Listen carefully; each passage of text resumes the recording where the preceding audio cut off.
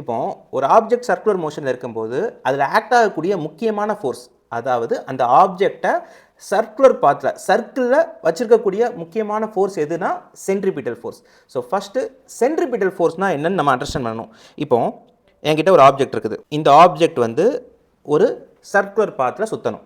இப்போ இந்த ஆப்ஜெக்டோட வெலாசிட்டி இருக்கு இல்லையா, இந்த வெலாசிட்டியோட டைரக்ஷனை நம்ம தொடர்ச்சியாக மாற்றிக்கிட்டே இருந்தோம் அப்படின்னா இது ஆட்டோமேட்டிக்காக சர்க்குலர் பாத்தில் சுற்றும். இப்போ நான் ஒரு சர்க்கிள் வரைகிறேன்.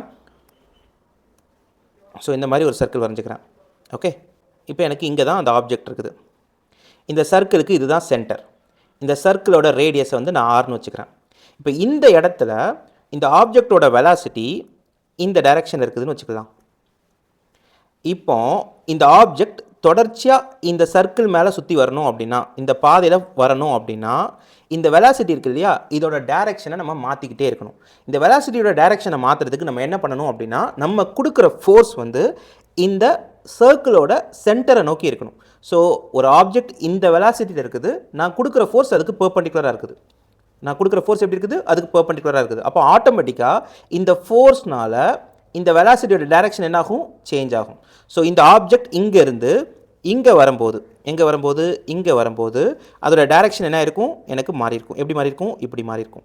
ஸோ இப்படி தொடர்ச்சியாக ஒவ்வொரு பாயிண்ட்லையும் அந்த ஆப்ஜெக்டோட வெலாசிட்டியோட டைரக்ஷன் மாறிக்கிட்டே இருக்கும். இது மாறதுக்கு காரணம் என்ன அப்படின்னா, இந்த ஆப்ஜெக்ட் மேலே ஆக்ட் ஆகக்கூடிய ஃபோர்ஸ் டுவர்ட் சென்டர் ஆக்ட் ஆகிறது தான். இந்த ஃபோர்ஸை தான் நம்ம என்ன சொல்கிறோம், சென்ட்ரிபிட்டல். சென்ட்ரிபிட்டல்னா சென்டரை நோக்கி ஆக்ட் ஆகுது. அப்போ அதுக்கு ஃபார்முலா என்ன, சென்ட்ரிபிட்டல் ஃபோர்ஸுக்கு நம்ம இதுக்கு முன்னாடி இருக்கக்கூடிய சாப்டர் மோஷன் இன் பிளேனில் சர்க்குலர் மோஷனில் சென்ட்ரிபிட்டல் ஆக்சலரேஷனுக்கு ஃபார்முலா படிச்சிருக்கோம். சென்ட்ரிபிட்டல் ஆக்சலரேஷனோட ஃபார்முலா என்னென்னா v²/r, அல்லது v² விக்கு பதிலாக நீங்கள் r ஒமேகான்னு போட்டுக்கிட்டிங்கன்னா, ஒமேகாங்கிறது angular velocity, r ω²/r. So அப்போ என்ன ஃபார்முலா வரும், r ஸ்கொயர் பண்ணிங்கன்னா r² ω²/r. So r cancel ஆயிடுச்சுன்னா AC = r ω². அப்போ ஃபோர்ஸோட ஃபார்முலா மாஸ் இன்ட்டு ஆக்சலரேஷன்.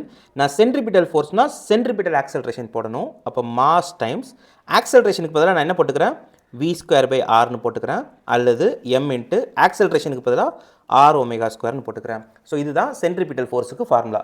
இந்த ஃபார்முலா நம்ம ஏன் படிக்கணும், ஒரு ஆப்ஜெக்ட் சர்க்குலர் பாத்தில் வரணும் அப்படின்னா அதுக்கு மேலே கண்டிப்பாக என்ன ஆக்ட் ஆகணும், இந்த ஃபோர்ஸ் ஆக்ட் ஆகணும்.